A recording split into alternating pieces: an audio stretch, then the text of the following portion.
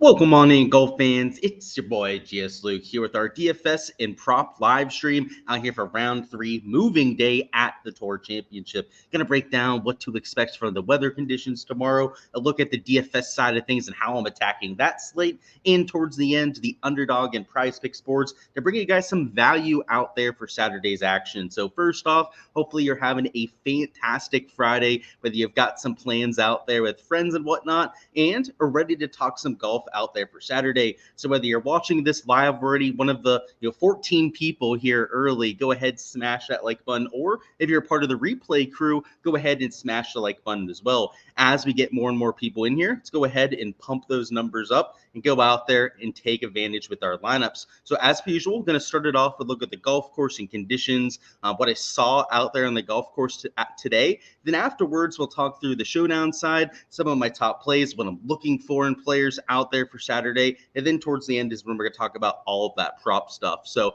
if you're new here, just going out there, giving you a little schedule of events to come. And as I said before, go out there and hopefully you're having a fantastic Friday. It started off with our presenting sponsor of this live stream, which of course are our friends over there with the Ship It Nation. Ship It Nation is a great source for all your needs with DFS. If it's not just golf that you're going out there and playing, I know a lot of you out there probably playing fantasy football in a few weeks. They've got you covered from that side of things. But not only just football, golf out there, but sports like hockey, NBA, MMA, NASCAR, DFS out there on their website. So it's more of an all-encompassing sort of membership, but you're not going to get price gouged for all that they offer, right? They give you all those different sports, projections, modeling, process-based tips for all those different sort of sports, and you're not going to pay $1,000 out there for every single sport, right? It's not like those other sites out there where if you were getting all that much value, you'd be paying literally thousands of dollars per month. It's much more reasonable over there with the Ship It Nation, and part of the reason I'll be partnered with them over here on the channel. So use code Luke10 if you guys are signing up over there, as you will get a discount off any membership and help support the channel as well. So make sure to check them out if you guys haven't already. Definitely a great site for all those DFS needs.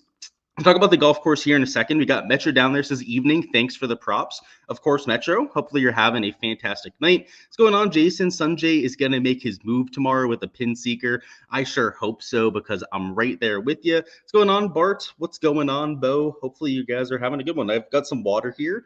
So another really hot one out there. It felt like an air fryer out there the entire day. So gonna keep it a little bit chill here, just kind of recuperate. I took a shower, a little nap actually during the weather delays to try and get a little bit back to normalcy, because we definitely got to get some extra water in the system over the next few days. It's only going to be hotter out there on Saturday and Sunday, so no Crown and Cokes quite yet. Gonna have a few dinner reservations not till 10 tonight, so I have a little bit more time with you guys out here in the live stream, but for now it's water. I gotta kind of recuperate a little bit. And there was only water out there in the course today too. It's just too hot to have any sort of alcoholic beverages, because if you did, you'd pretty much be dying out there. How do I view a guy like Cantlay, who's been a really bad tee degree but putted lights out? So I'll circle back to that when we get to DFS, but yeah, that's a tough one, right? I would say that it's tough to play them with confidence, but they definitely have some potential. What's going on, J-Miz? You sure hope Ludwig got on the putting green.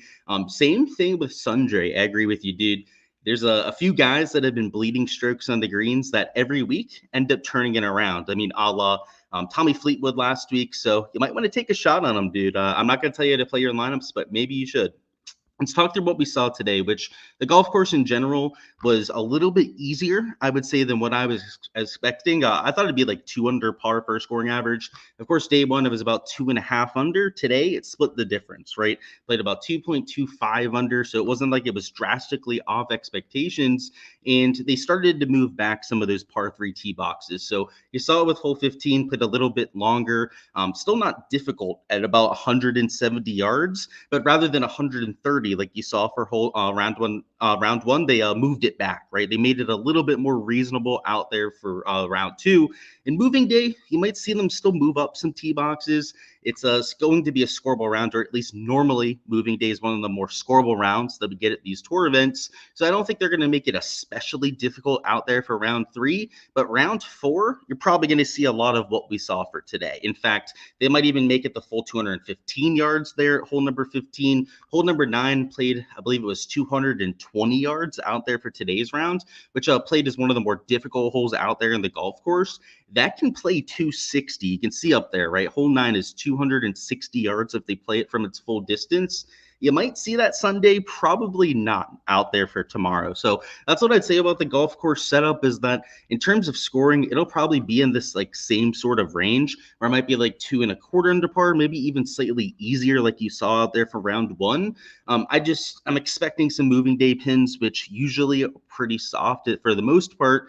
And on some of the more scoreable holes, like the par fives, they might make 17 drivable, for example. There's been talk of that by the tour the entire week. They're going to go out there and do that. The best day to do it is out there in moving day. You saw that with hole number 8 today, right? They moved that up and made it drivable. So I think you're going to see some of that out there for moving day. So the prime candidate would be 17, but maybe they do it with 8 again. Maybe both holes end up getting moved up out there, but it's the sort of day where they normally embrace that scoring aspect. So compared to days 1 and 2, I guess that's the main thing to keep an eye on. In terms of the weather, it looks pretty flat, just like days 1 and 2. And because there's only 30 players, just as I mentioned out there for Showdown yesterday, there's not going to be much of an edge to go out there and take advantage of, especially when the weather you can see about they're starting about 11 local time over here, and they're finishing around 5, maybe 6 p.m. if there's not going to be a delay. You can see that the wind is between 2 to 6 miles an hour of sustained wind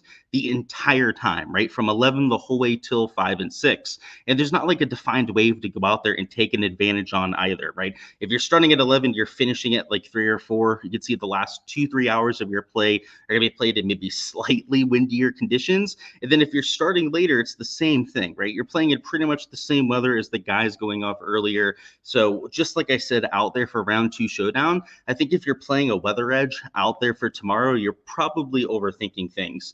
Maybe the first few groups off get a slight advantage when you compare them to the last few groups off, but a majority of the field, right, you're not comparing the extreme on one side to the extreme another, right? A lot of times you'd be comparing somebody teeing off at, let's say, like noon, as opposed to somebody teeing off at like 12:30 p.m., right? That like 30-minute discrepancy. And in those kind of situations, it makes little to no difference. Now, I guess if you were trying to break a 50-50 and you did have somebody that was truly at one end of the spectrum, and then somebody that's maybe going off super late, as opposed to the other guy going off super early, maybe you could, in theory, side towards the guy going off a little bit earlier. But as I said, I think that would be getting a little bit too cute. And outside of those very specific sort of like tiebreaker scenarios, I don't see a reason to be considering the weather out there for round 3. So that's what I'll say about the slate. It's more so going to be about your game theory, lineup construction, right? Catering that towards the kind of contest that you're entering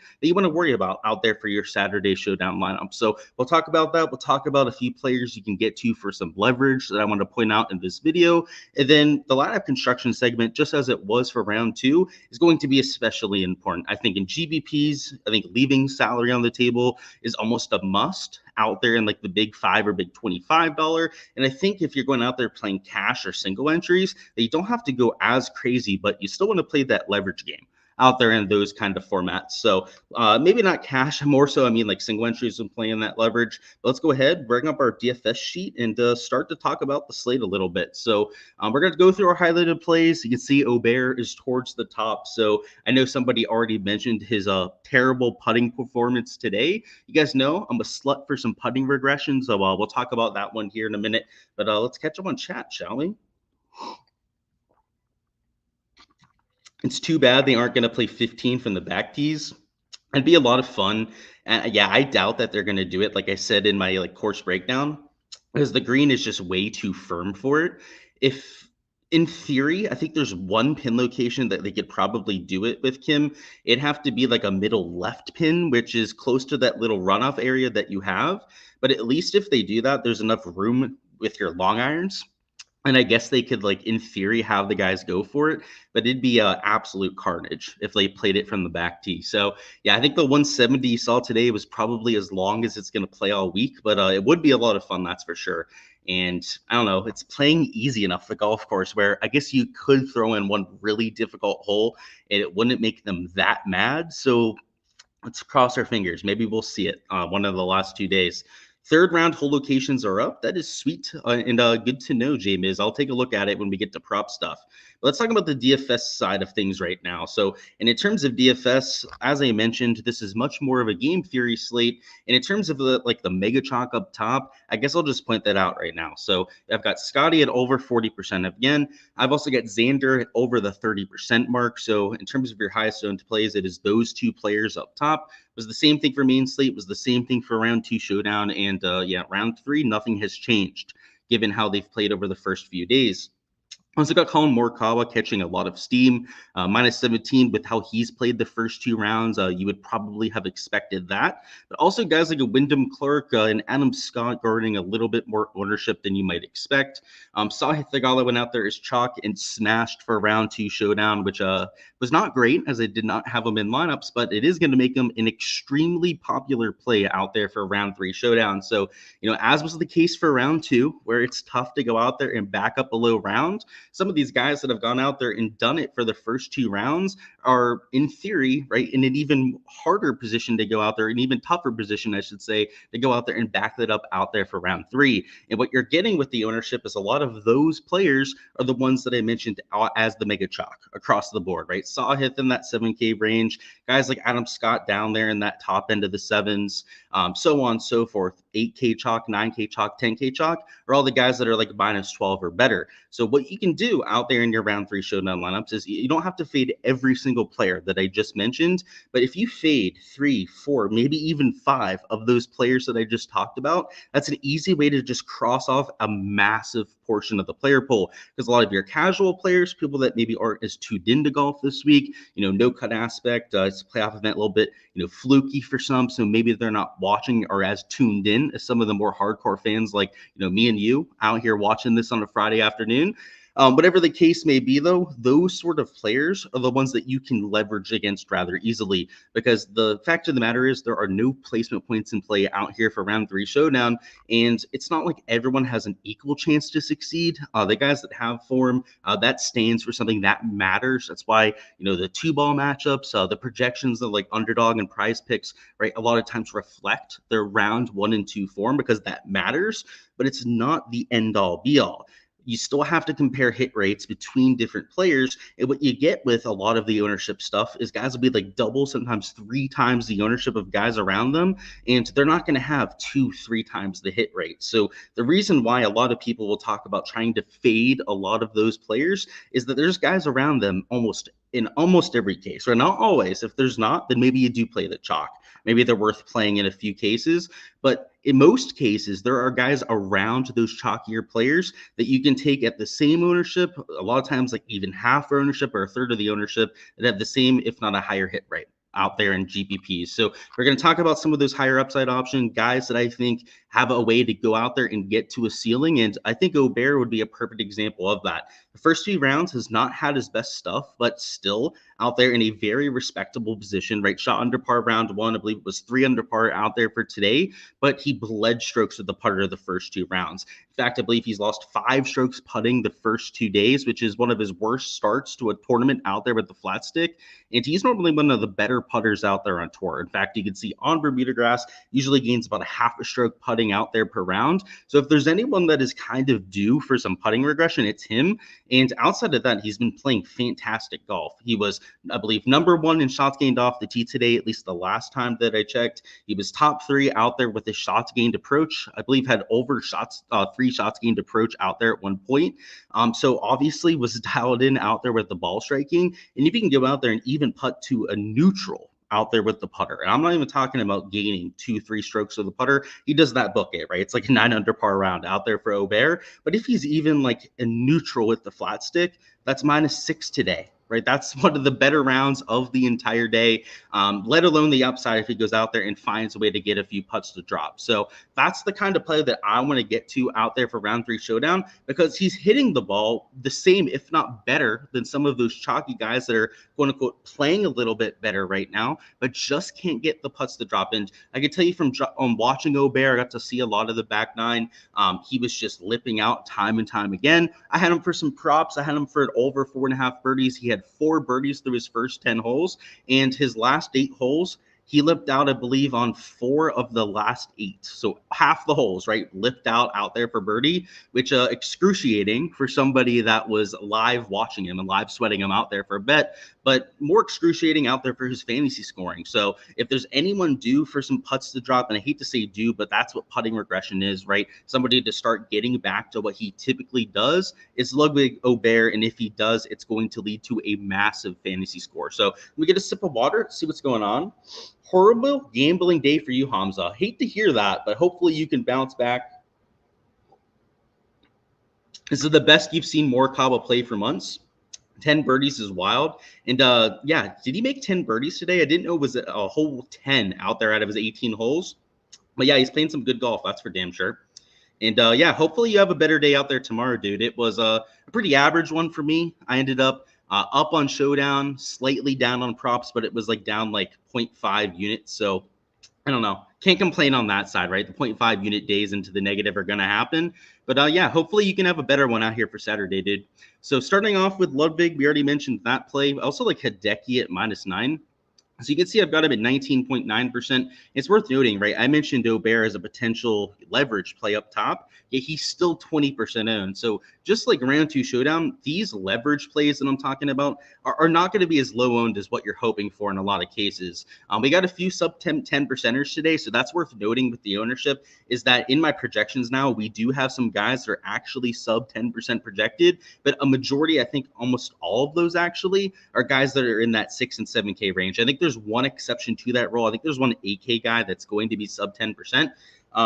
When we get to him, I guess I'll mention who that player is going to be. Those guys are going to be, I guess, like the only pure leverage options that you could get to out there in your lineups. But at the same time, they're still going to be like 9% owned. Like I think the lowest owned was like 7.9% or something like that out there with the lowest owned player on the slate. So these guys at like 20%, they're still lower owned than the average player in that range. But at the same time, you're not going out there and taking guys that are like 5% owned, like we sometimes get, right? Like sometimes on a showdown slate, like we can find guys in this 8K range that are like 8.5%. Sunday showdown, it might be a little bit more like that. When we have the placement points in play, I do think that people out there are going to have to, take those placement points. Like maybe up top, we can get some guys that are sub 10%. But round 3 showdown, we're probably not going to get that.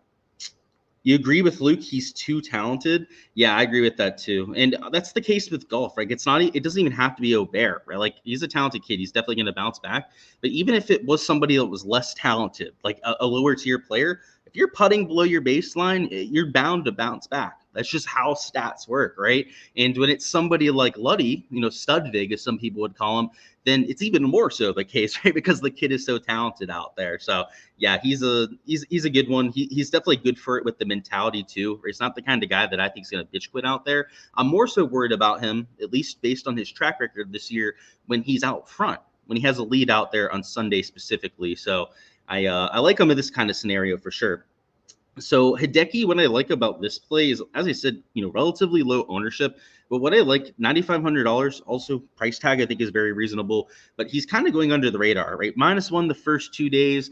Really hasn't had his fastball out there for either round. But at the same time, he hasn't been drastically off in any one category. So maybe that back stuff is giving him a little bit of a fit. But if he goes out there, warm weather, by the way, I think really helps anyone that has a stiff back. I haven't had a stiff back to this point. Fingers crossed, knock on wood, whatever I got to do to make sure that doesn't end up happening anytime soon.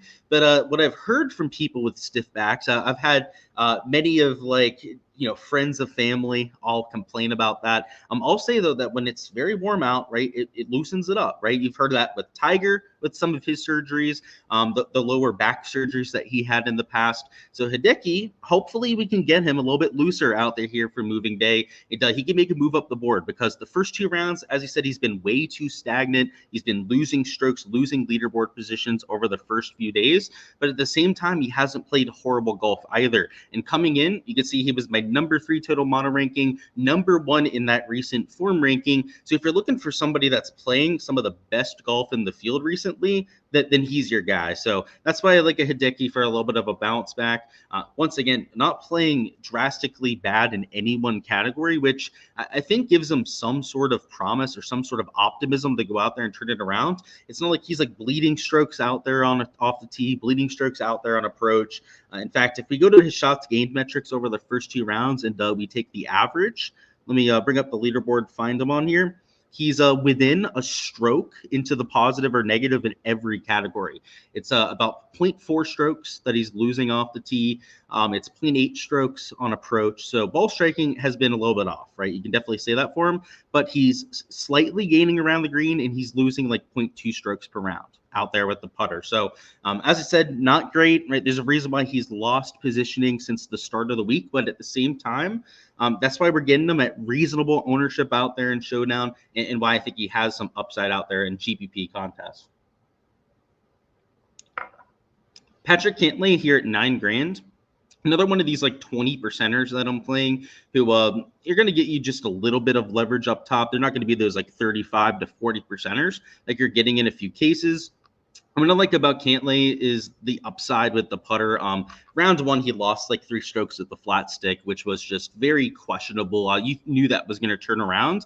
In fact, he went out there and gained more strokes today with the putter than he lost out there in round 1. So flipped the script completely, something that you'd expect to see from one of the best putters out there on the PGA Tour. And that's what I'm expecting to see out there for Saturday and Sunday. And while the ball striking today actually held him back a little bit, he left a lot to be desired out there with his off the tee play and out there on approach. He's the kind of guy that's been playing a lot better golf recently. In fact, you take a look at the shots gained metrics over here. Heading in, he was the number 12 recent form ranking player. If you take a look at some of the specifics, so let me move this out of the way so we can click at the last 12 measured rounds. You can see he's gaining 0.6 shots approach out there per round, which is maybe not the best out there in the field, but it's one of the better numbers up there towards the top end of the board.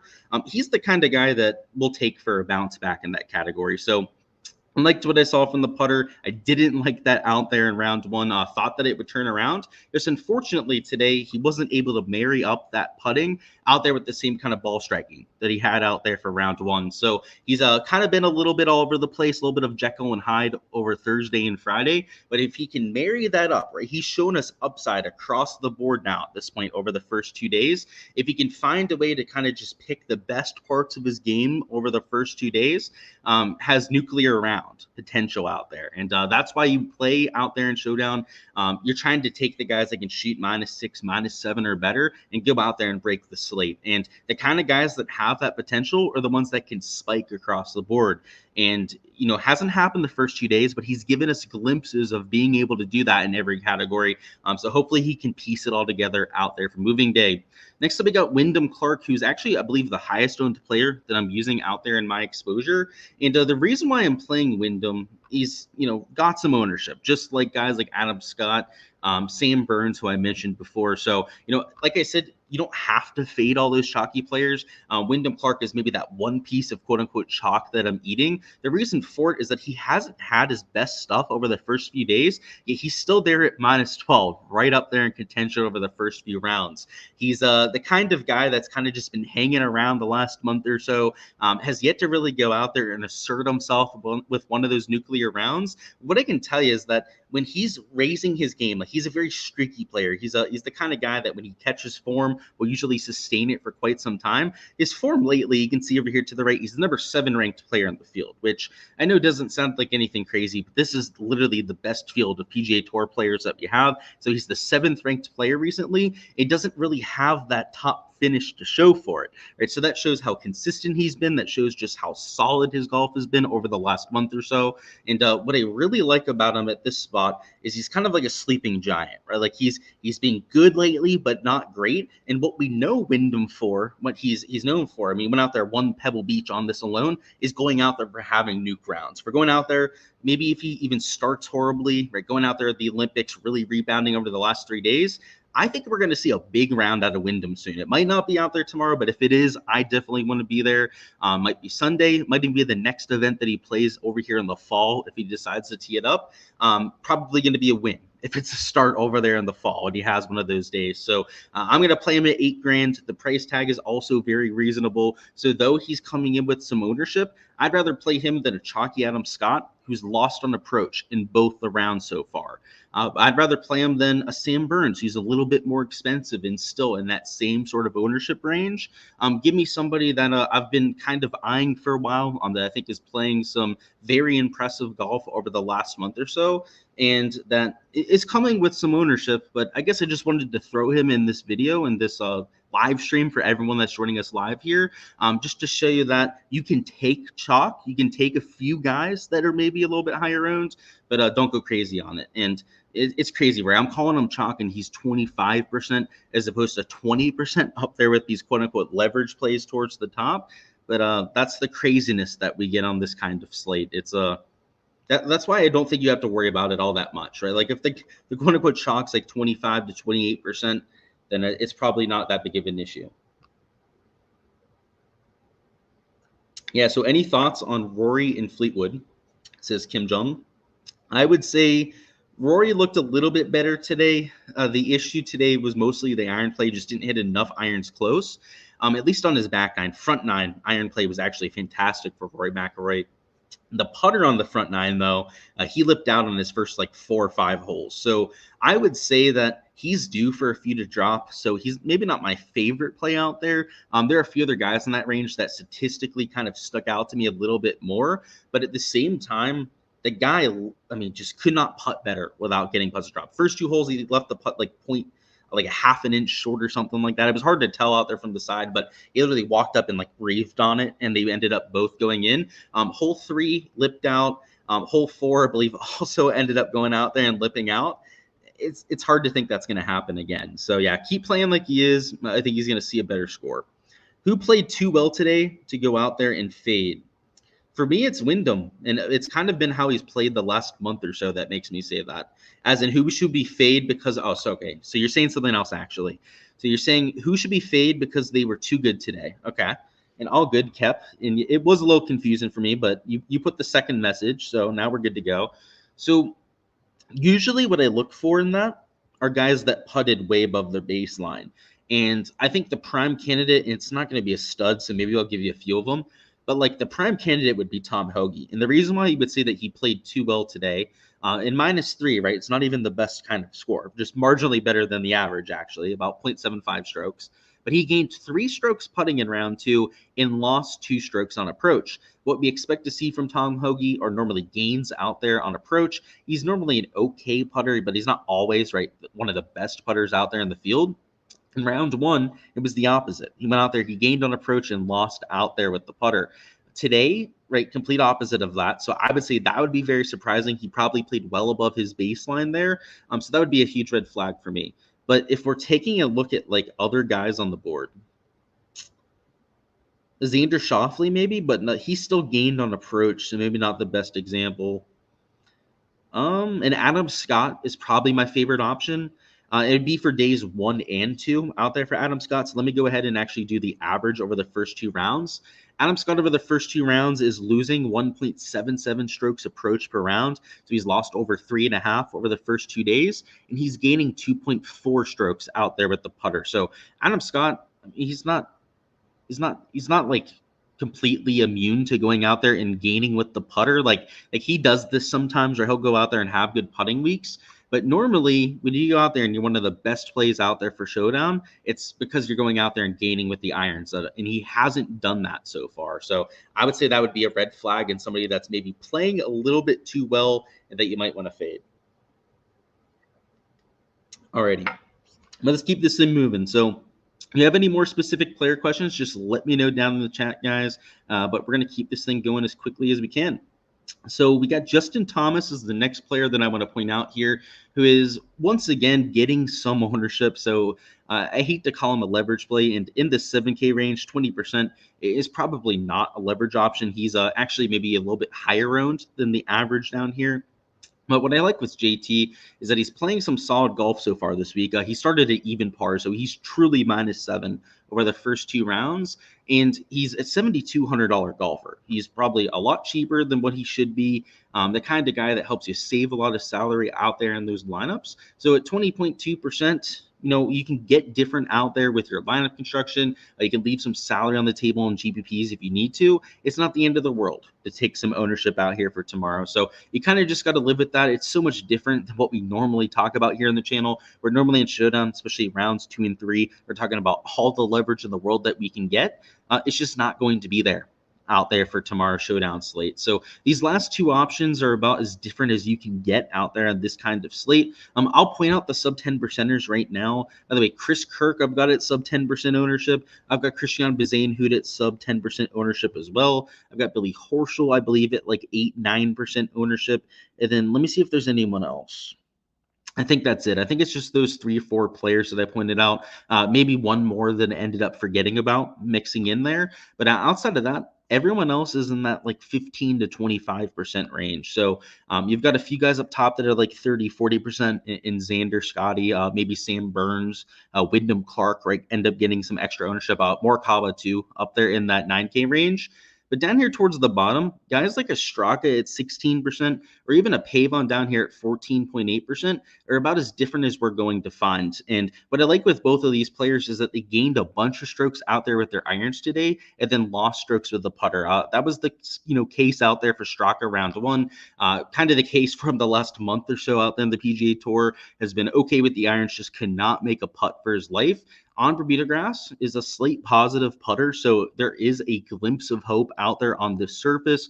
You've seen him have a win out there on Bermuda grass in the past down there at the Honda Classic. And with Pavon, he's actually somebody I faded today. So I was tracking and following him out there on the golf course, and he played a lot better than I think his scorecard indicated. Ended up going over bogeys, which was nice out there for my prop today. But at the same time, he probably shouldn't have because he was hitting his irons beautifully. He kind of got shafted on one of his tee shots over there on hole number 7.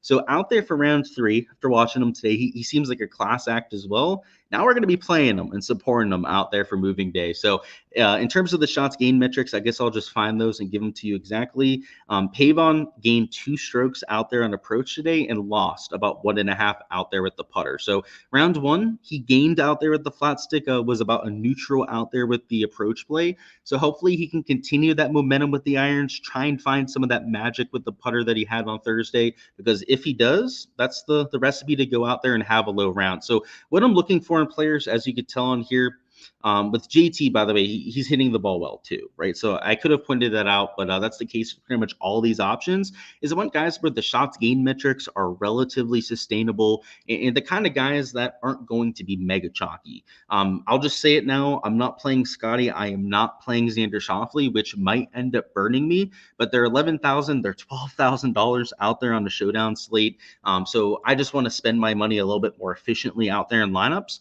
And of a 33% golfer, 33% owned golfer, I should say, out there with Xander, and a 45% owned golfer out there with Scotty Scheffler end up burning me, I'm going to have to live with that out there in my Showdown process. I've got to get different at some point. I'm getting different by fading those 2 up top and then by fading guys like a Sam Burns, right? I'm not going to fade all of these guys that I'm mentioning, by the way, but I'm going to fade the sort of players that you might want to consider fading for this week. So like a Burns, an Adam Scott, a Thagala, like I was mentioning before, these sort of guys that are going to be at inflated ownership numbers, you probably want to think about fading most, if not all, of those sort of options. So that's what I'll say about the Showdown slate is try and incorporate as much game theory as you can, because we don't have that weather edge to lean into that can usually be also helpful out there on Showdown. And without that, we've got to go back to the fundamentals, which would be, making sure in large field GPPs that we're not duplicating ourselves, making sure that we're going out there, have enough leverage in our lineups to move up those GPPs, and try and tack some ball strikers, right? After round one, I usually try and say pump the brakes a little bit using the shots gained metrics. But after 2 rounds, we do have a little bit of a better idea of what to expect for some players. So if you've seen some trends over the first 2 days that are pretty consistent, then maybe you can lean into those out there with your process as well. So let me see if there's any questions on specific players. If not, we're going to go over to the lineup construction side and build a lineup or two together. And it looks like we're good on questions. So let me bring up Draftkings real quick. And let's build a lineup here.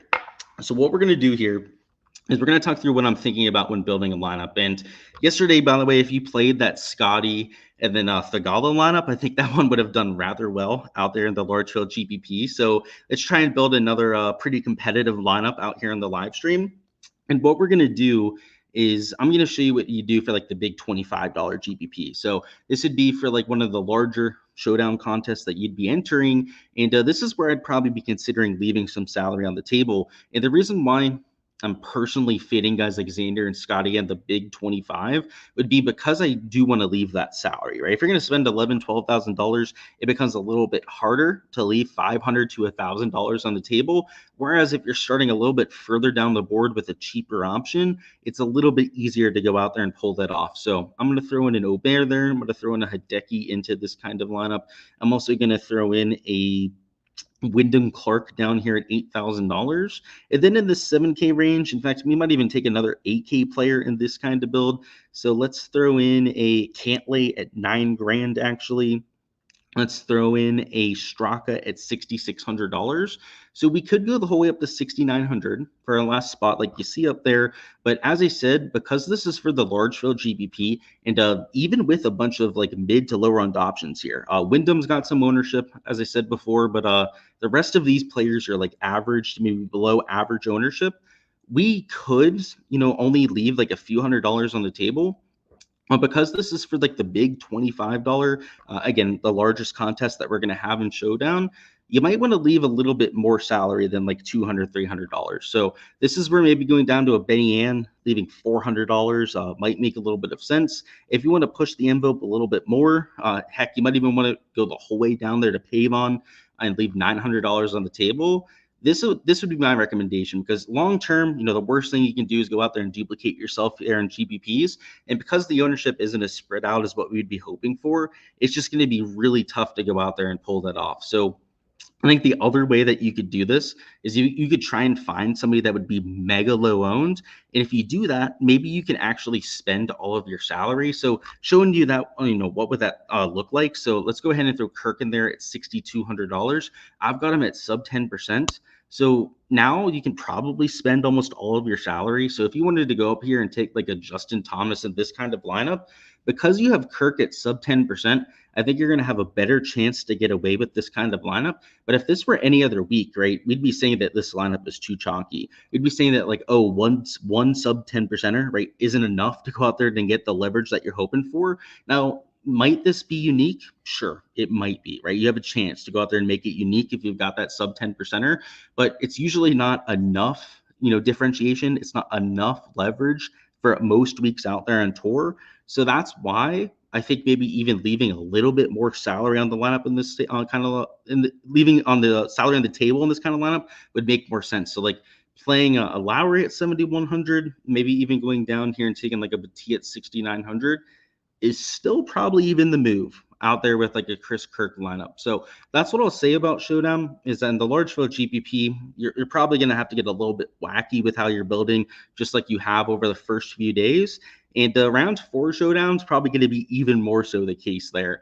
Ownership's going to be extremely condensed on the players at the top end of the board. And unfortunately, because of the placement points, we're not going to be able to avoid those players out there for tomorrow's slate. So what we're going to have to do for round 4 is probably eat some of that chalk and try and find even more creative ways to go out there and get our differentiation and make sure that we're not going to duplicate ourselves with a bunch of lineups out there for Sunday. So I think that Sunday is going to be an especially difficult slate to go out there and trying to find an edge, but one where if you put in the work, you really think creatively, kind of like even like what you do out there for a Showdown slate out there in football, which I'm stoked, by the way, out there for Thursday's matchup.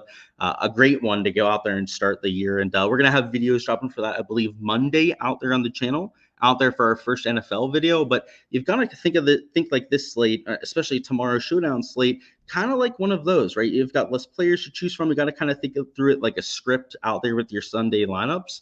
It's going to be a tough one, but definitely one I'm going to try and take down. So let's see if there's any last second questions. If not, we're going to go through some prop stuff. What's going on, Derek? It says, hope you are doing well. I am. I appreciate that. And do I like Hovland for a bounce back day? You said you seem like he has potential. So I can't tip my hand too much onto whether I'm using him, but I think that there is a lot of potential there, as you said. So if you take a look at his stat profile, round 2, he was about neutral across the board, but round 1, and just recently in general, I mean, he's been on point with his ball striking. He's been gaining well over half a stroke per round, both off the tee and on approach. You can see round 2, like I said, it was like very mediocre across the board. Round 1, he gained with the putter, but once again, pretty mediocre in most of these categories. I would say that he's kind of like one of those sleeping giants. He kind of reminds me of this Hideki stat profile. Like round 1, very unimpressive, right? Round 2, very unimpressive.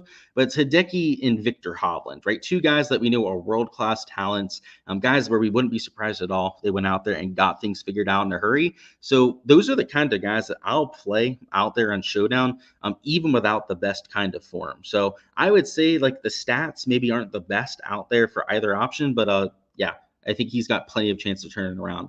Of course, Joseph says, thanks, Luke. And of course, and best of luck out there with your lineups, man. That's all I've got for the DFS section, though. So if you're just here out there for the Showdown slate, I appreciate you guys stopping on by as per usual. Only thing I need you guys to do before you hopping out of here is go ahead and smash that like button for me. But plenty of content here to come. So we're going to talk about props over the next 15, maybe 20 minutes here on live stream, and try and find some value on that end. But that is it for the DFS side. If you do have any questions with that, you can go ahead and just let me know down in live chat. But let's circle this thing over there on the prop side. So in terms of the stat averages, as I said, I actually thought it might play a little bit harder than what we saw today. Most notably, I thought the birdie average might go down to like 4.5 per round, but I also didn't know that they were going to move up hole number 8 beforehand. So I took a bunch of overs on birdies. That was actually where I got most of my exposure for positive stance plays, which ended up turning out really well for the most part. Should have turned out even better if guys like Gobert, Sanjay would have made their birdies out there on the back 9. But you can see that's why the birdie average was 4.66 per round, which is a 1/100th off of what it was for round 1. So it was pretty much spot in line with what you had for Thursday. Bogey average, though, as expected, we thought they'd move back some tee boxes, particularly out there in the par 3s. That is where the golf course got slightly more difficult. So out there for moving day, there's a chance they move up 17. There's a chance the 8 is even moved up once again. If they don't do that and they move back some tee boxes, the birdie average in theory could go down. But what I'll say about the PGA Tour is that historically the most scoreable of the 4 days is going to be out there on Saturday. So, if they're going to move stuff up out there on Friday out there for these tour pros, you'd have to think that Saturday they're, thinking of doing that same kind of thing somewhere. So I would say that the birdie average, it's been the same for the first 2 rounds, is probably going to be about that same number out there for Saturday. This bogey average is where I think it could go up or down. I would say with some tougher pins, maybe them moving back some of those par 3s again, maybe it stays around like 2.3, maybe it goes up to like 2.4 per round. I don't see it going way down though. So I would say it's either going to stay around this like 2.25 per round or maybe go up ever so slightly. But yeah, birdie average I think is probably going to stay about the same. Your fairways, greens, I think will be pretty consistent out there from day to day. And they did go, I believe, green average went down a little bit out there compared to round 1. About over a green per round, actually, with difference between Thursday and Friday. A lot of that because they moved back those par 3 tee boxes. Fairway average, though, was relatively consistent out there from Thursday to Friday. So fairway average probably going to hover in the 8 to 8.5 range for the entire week. The green average is going to hover based on those par 3 tee boxes. I would say for moving day, you're probably going to see an increase in greens regulation. As I said before, it's usually the most scoreable out there on Saturdays. But Sunday, you're probably going to see about this 11.5 average that we saw out there for round 2. So when we're doing the live stream tomorrow night, we'll probably circle back to this round 2 average sheet. I think that this is probably what we're going to see out there for Sunday, maybe even a little bit harder if they use some of the back pins out there on 9 or 15. 9 of which would be 260 yards, would be maybe the hardest hole that you have on the PGA Tour the entire year, especially because 9 green is also one of the hardest greens that you have on property. Then, and by the way, if you're short on that 260-yard hole, you're in the water. So that's what makes that hole even harder. And then 15 can play 215 yards to the island green. It's like 17 at TPC Sawgrass. It's actually a smaller green than what they have at 17 at TPC Sawgrass, and it would play like 70 yards longer. So maybe they do that on Sunday, right? That could really jack things up, but that's what we're looking at for moving day. Of course, Derek, thank you. You said thank you for showing the stats. You want to run Xander and Morikawa in your lineup. It seems a little bit too chalky. So yeah, with those two in particular, you could start with those two up top. As I said, like even the chalk is only like 5 to 8, maybe 9% higher owned than some of the other guys around them. So if you took those two guys up top, just make sure you're leaving salary on the table if it's in the big field GPP. If it's single entry, like smaller field kind of contest, I don't know if I'd even be worried about starting with those two up top. So it's a tough slate. Yeah, they're definitely going to be a little bit higher owned. But if you like the shots gained metrics, you think they're going to go out there and ball out, I wouldn't talk you off of it. What's going on? It says, what's up? Just found my channel. Let's get some wins. Amen to that. Cheers to that. It's just water here. Sometimes it's a Crown and Coke here on the weekends, but let's get after it. So those are the stat averages. Now let's take a look at these prop sites. And I do have a dinner reservation at 10. I didn't realize we're already 45 minutes in, but we should be good. I do want to see what we have for these prop lines over here. So I have some of the sports books up that we can use for comparison. I'm not sure if Prize Picks has a board up. It looks like they do over here on this side. I'm curious where they have these birdie lines at. So you got Ludwig at 5. You got a lot of guys at 5 birdies that were at 5 for today's round, and a lot of the same guys at 4.5. So let me refresh this on Underdog. There was already one fade that I kind of knew that I wanted to get to. So what I was waiting for was some birdie lines. So let's look at Aberg's birdies. I guess I'm a glutton for punishment. I want to go back. So he's at 5, so maybe not. Them moving on to 5 might be the saving grace, keeping us from taking that kind of prop. But I want to see who they've got at 4.5 birdies that we can take. And maybe a Hovland is in play. He's one of the best birdie makers in this field. And it's moving day. As I said, if anything, I think they might give these guys a bone out there with a potential drivable par 4. They might not. Even if they don't, I still think the birdie average will probably be like 4.5 per round, just because the golf course has been so scoreable over the first few days. Why am I getting a phone call? Oh, I'm away right now. All right, let's do the Victor Hovland over. I get distracted easily, so that's why I get triggered by that sometimes. So let's take that Victor Hovland over, and then let me show you what I was looking at for a fade. So I do want to do some line shopping over here on Prize Picks first, though. So what is Adam Scott at? So he's at 68.5 on both books. So I was kind of thinking that he might be at 69 over here on Prize Picks, because if you take a look at his sportsbook juice, he's a minus 150, or at least was earlier. So if we go up here to Adam Scott, not Scotty Scheffler, it's fine. Adam Scott, I know he's on here. So you can see he's there at minus 150 towards the over. That's about as plus EV as you're going to find for one of these players on the board. And while I don't think he has a line over here in DraftKings, oh, he actually does. He's minus 155 towards the over. That's usually one of the better, line values that we're going to find. So I'm not sure if we're going to play this over here on Prize Picks or on Underdog. He is also at 2 bogeys, so that could be another way for us to go about it. Which, speaking of, right, if he has like a 5 birdie round, he makes 3 bogeys, that would be a minus 2 round. He makes 2 bogeys and pushes, that would be a minus 5.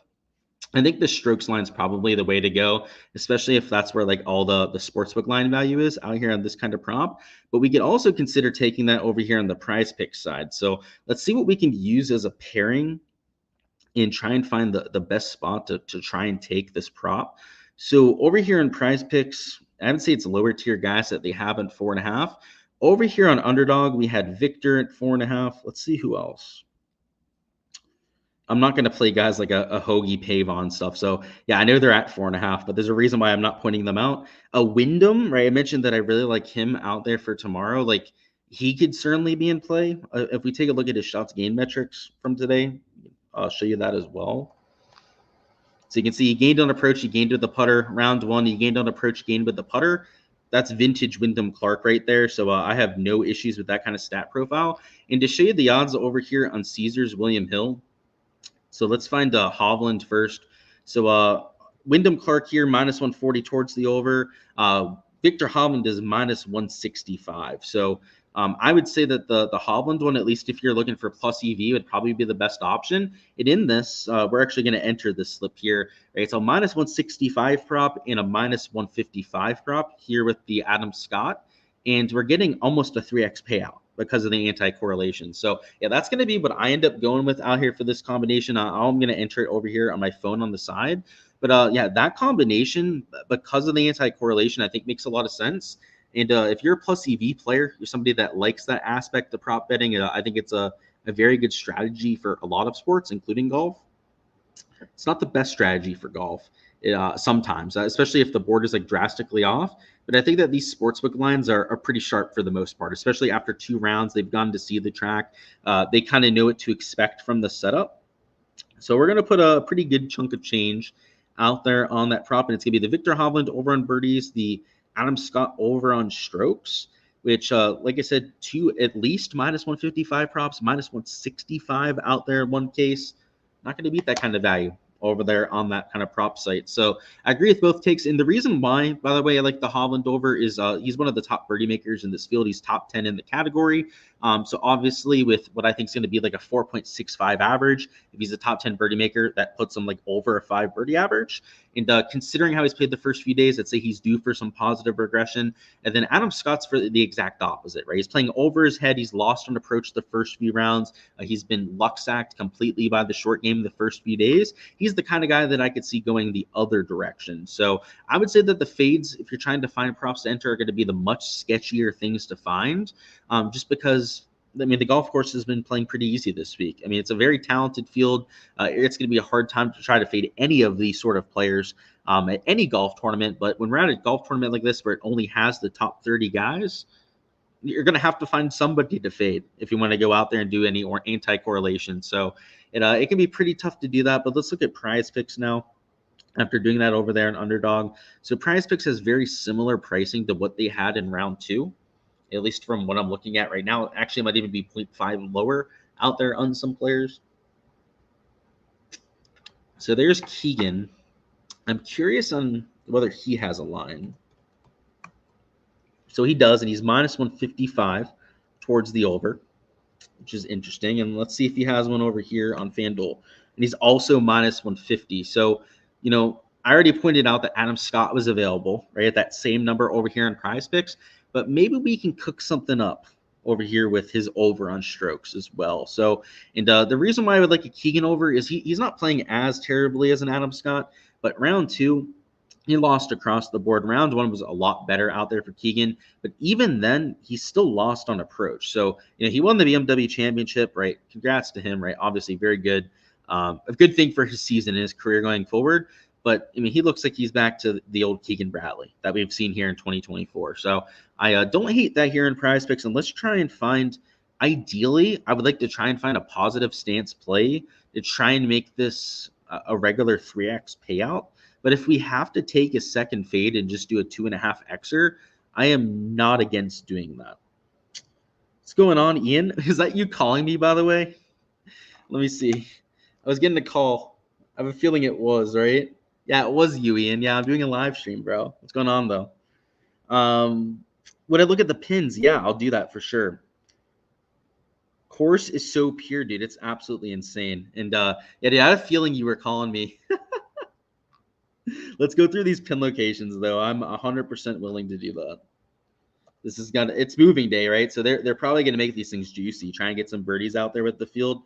And the course, by the way, Ian, it was minted 3 weeks ago. It's the first time that like they actually opened up the golf course. And outside of these tour pros, I think there were a total of like 30 rounds played. So mint is about as good of a word that we can say. And are we playing when we get back? Yes, Ian. Let's play ASAP when I get back. I'll be back Monday. So I have some football shit to start doing Monday, but yeah, Monday afternoon or Tuesday, let's go golfing. Let's take a look at these pin locations. So this is for round 3. Hole number 1 is a very difficult hole, but that pin location, I would say, I mean, if you hit a good shot, you can actually get it close there. The reason why I say that is it's a long iron, and you have enough room to actually use like the green to get close to it.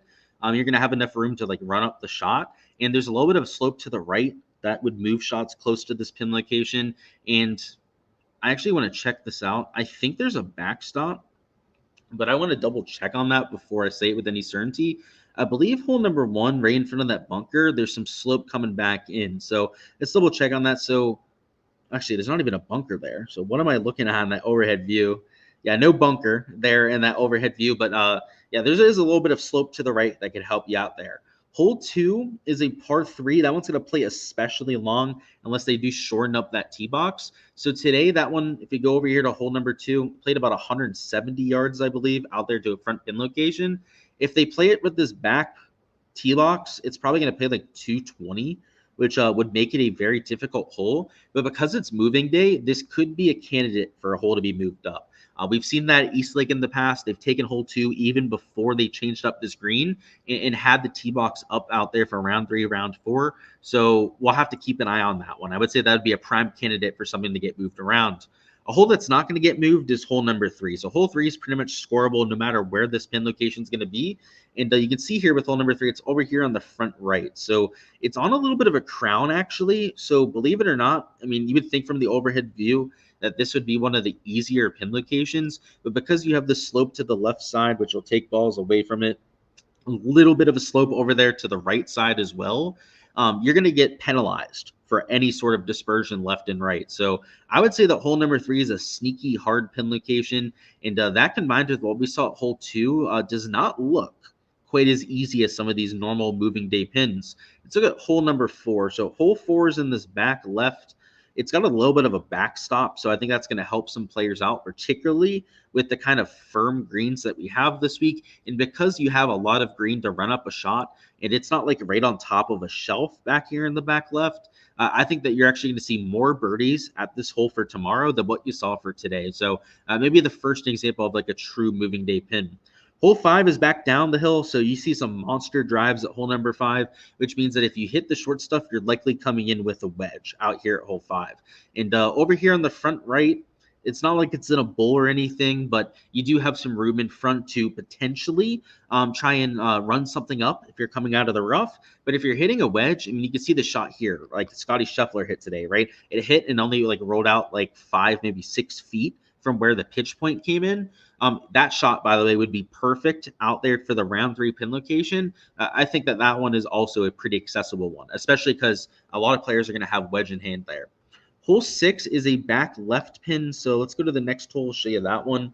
This is a par 5, so it's a good thing to have a back pin location on a par 5 as they're easier to access. You've got some slope to the left, so you for sure do not want to miss over here in this left bunker.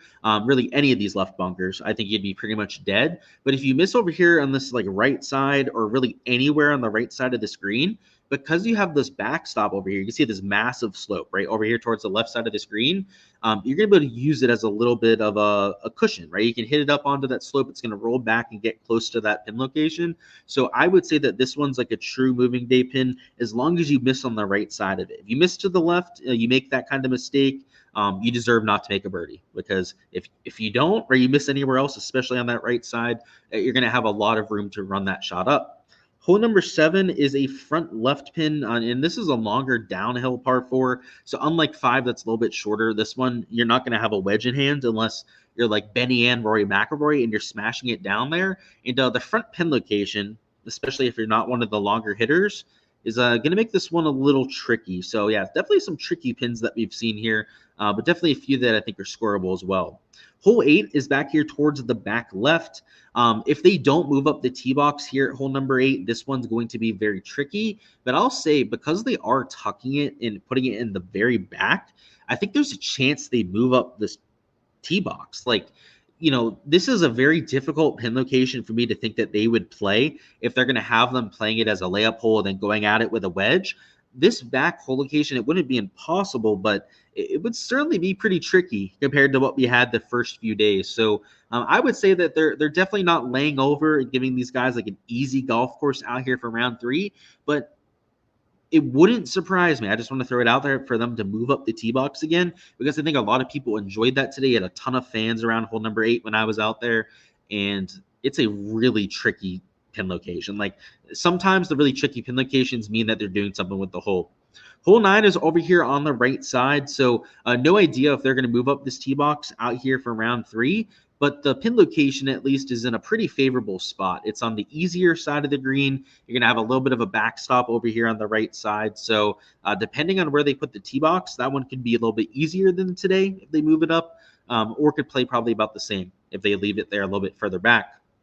Hole 10 now is like a front right pin location. So it's over here on this little section. It's tucked just over this bunker, which I think could be a little bit difficult, but still a wedge in hand if you can go out there and hit the fairway. So I don't think that one is like too easy, too hard by any means, but maybe a little bit trickier than what you had for today's round.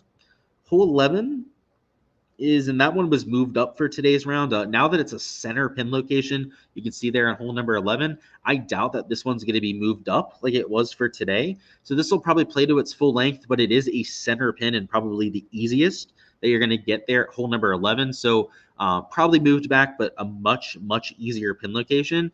Hole 12 is a front left pin. So this is a scoreable hole just because of how short it is, but it is tucked just over the bunker. So I could see some guys making bogeys out here, but you are going to be rewarded for hitting some good shots. So what would be on hole 13 at this point? So 13 is going to be a front right pin location. This one's a little bit of a longer hole, but also it's not the hardest pin, but these front pins on a firm golf course maybe aren't as easy as they would be on a soft golf course. 14 is tucked towards like the middle left of that green. So let's go to that one. So that's a par 5, by the way.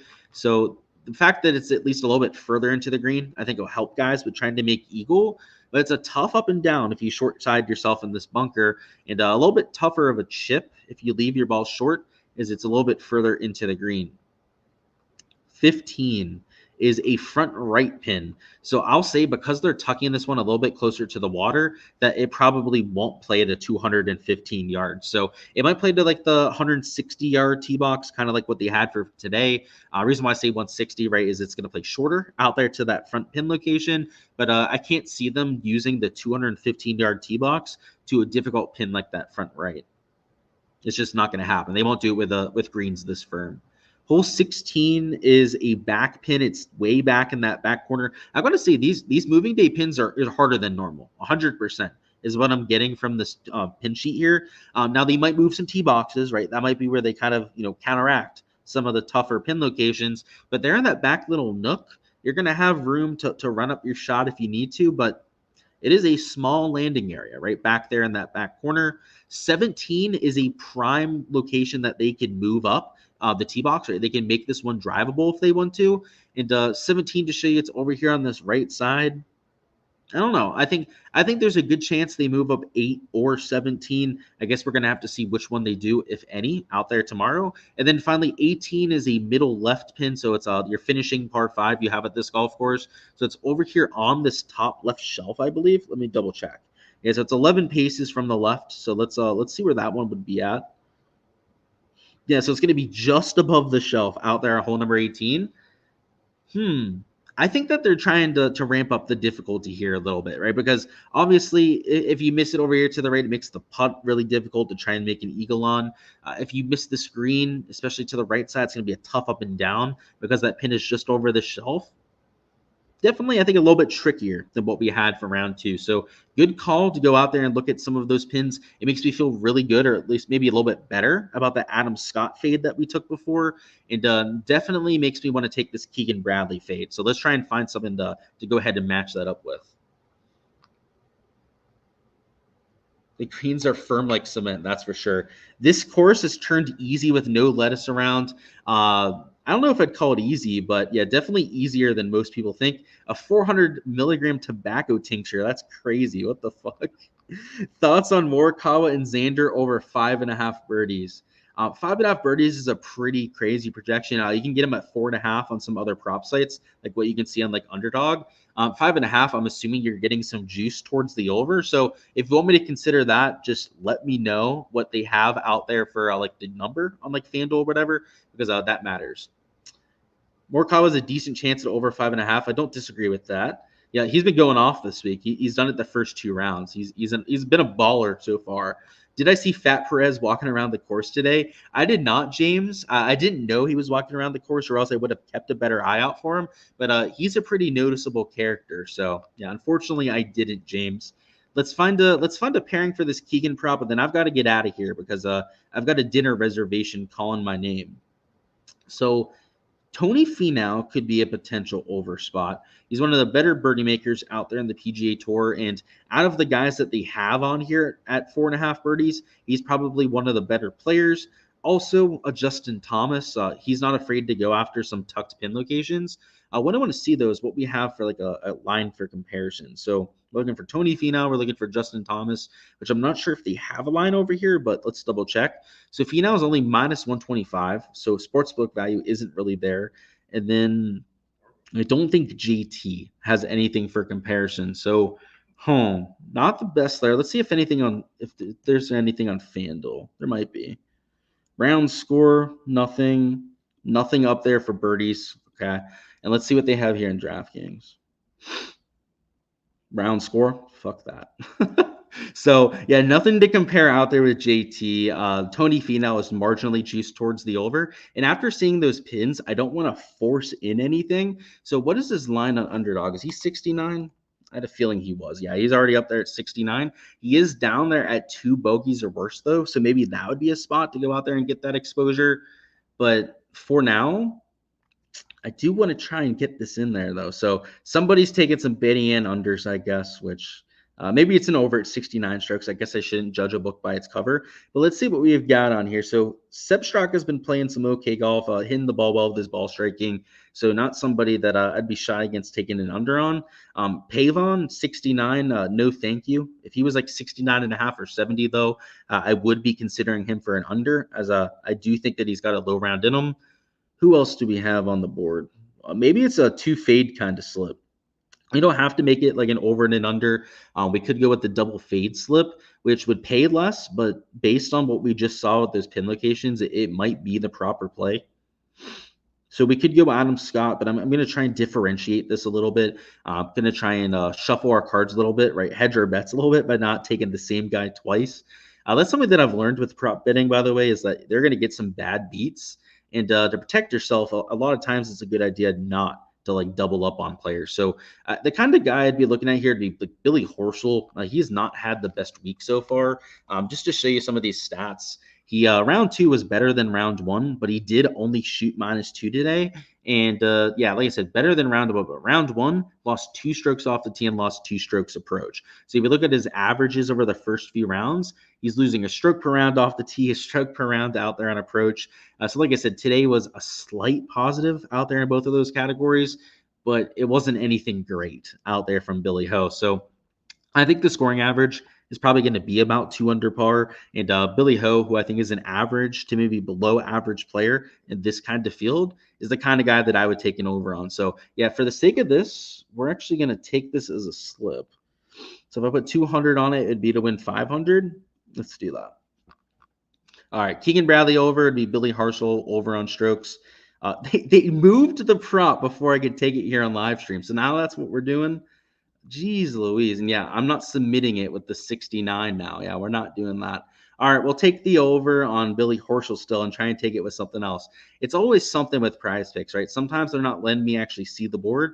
Sometimes they're bumping stuff before I can even take it. So this Batia over caught my eye as well. He's also not playing particularly well. So we saw that with Horschel, and maybe it's a saving grace with Keegan, right? Maybe tomorrow's his bounce back round. And that was the betting gods protecting us from taking something bad. But look at this, right? Approach negative out there for Akshay. Round 1 also into the negative. So Let's do that. Maybe it was the gambling gods going out there and saving us, and we're going to put 200 on those two to win 500. So that was Billy Horschel over in strokes, Akshay Bhatia over in strokes, which again, we don't have lines for comparison, but if guys like Keegan are minus 155, if guys like, Adam Scott, who's playing really good golf actually, right, was in contention last week, is up there towards the top of the board this week, or at minus 155 towards the over, you have to think guys like Billy Ho, Akshay that aren't playing as well would probably have even more juice towards their over. So I think that those ones are especially good plays, which is why I'll take them for a 2.5x payout, which is sub-ideal, right? 3x is the standard over here on Prize Picks for a two-man. And I'll do it when I think that there's so much line value on those two players. So that'll be it for the live stream. I've got to get out of here and get to dinner. I've got 20 minutes until my reservation, so I don't want to be too late out there to the steakhouse. We'll see if there's any last-second questions, and then hop on out of here. People been chirping Billy Ho on Twitter, and he's taking time to clap back. Yeah, that's funny. I have seen that, Jack. I've been liking his tweets, clapping back at people. So, yeah, me fading him by no means, right? Me saying that I don't like the guy. But I did see that. I found that quite humorous. But that's all I've got, guys. I appreciate you guys stopping by the live stream as per usual. I've got to cut it off now as I've got that dinner reservation. But hopefully you feel a little bit more prepared for all of your action out there for Saturday. Go ahead, smash that like button if you guys haven't already. Also go out there and hit that subscribe button if you haven't already as well. That way you don't miss any of the content to come and all the different pieces of content throughout the rest of the year. We'll have our Sunday Showdown stream going over props and Showdown out there for Sunday. I'm out there tomorrow evening. And then during the fall swing, covering all of those golf events. And as I already talked about earlier, also that first piece of NFL content that will be dropping either on Monday or Tuesday out there for the Thursday night football slate. So I'm looking forward to it. Should be an absolute blast. Best of luck out there with everything that you're going with. And have a good night, guys. And yeah, of course, Rick, best of luck out there yourself. Appreciate that. Out there with the thank you note. And let's have ourselves a day, guys.